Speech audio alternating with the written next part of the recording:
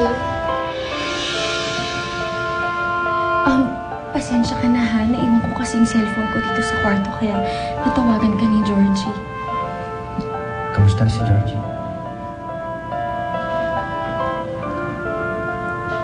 Hindi siya okay, Michael eh.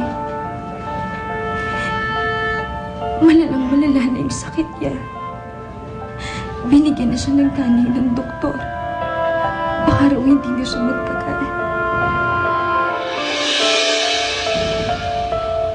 O, ayan na, Lucia. Napakalma ko na si Nina. Ayun, naglalaro na dun sa kwarto niya. Ay, naku. Pero alam mo, kawawa naman si Elisa, no? Masamang-masama ang loob ni Nina sa kanya.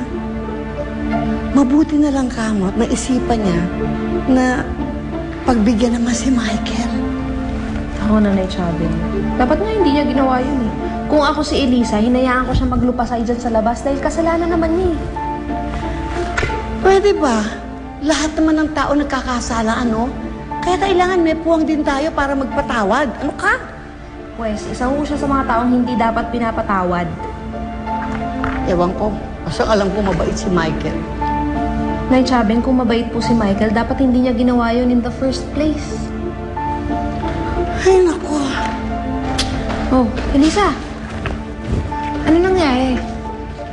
Naku, hindi kami nagkausap ni Michael. Nandun siya sa babae niya. Daddy! Georgie? Daddy ko, dumating ka!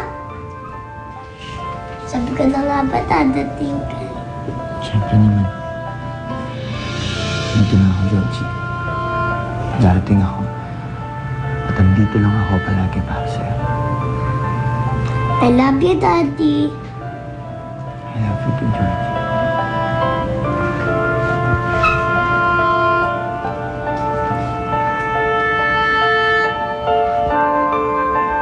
Georgie?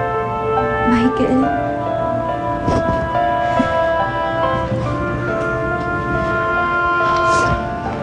Maraming salamat sa lahat ng ginagawa mo para kay Georgie. Napakalaking bagay ng lahat ng to sa kanya. Michael. Huwag mo akong hawakan. I'm sorry. Patawarin mo ko sa lahat-lahat ng mga bagay na nagawa ko sa'yo. Balitaan ka lang ako tungkol, Georgie.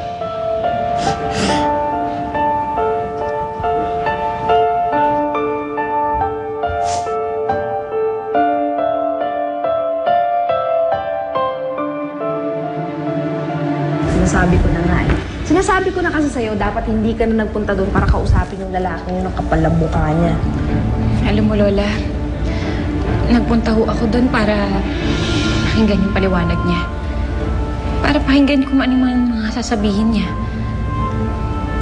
Pero wala siya doon. Bumalik siya doon sa babae niya. Sinabi niya sa akin noon na wala siyang ibang babae na hindi niya ako lolokohin. Pero bakit siya nandun? Bakit siya bumalik dun sa babae niya? Eliza, isa lang ang sagot dyan. Dahil lalaki siya. At ang lahat ng lalaki, basta't kayang lumusot, gagawin. Ay, naku, yan ang hindi ko maintindihan, ano? Pero pagkakakilala ko kay Michael, hindi siya ganon. Tapos, Nanay Chabing, maliho ang pagkakakilala ninyo kay Michael. Kasi lalaki siya at ang lahat ng lalaki manloloko si Michael, lahat ng lalaki manloloko. Buti nga nalaman mo kung anong totoong ugali ng Michael na yan, Elisa. Mahirap ng ganito, Lola. Wala na ang asawa ko. Wala nang pamilya ko. So, pumunta dito si Elisa para kausapin si Michael. That's very good news. Very good. Hindi po good news. Bakit hindi?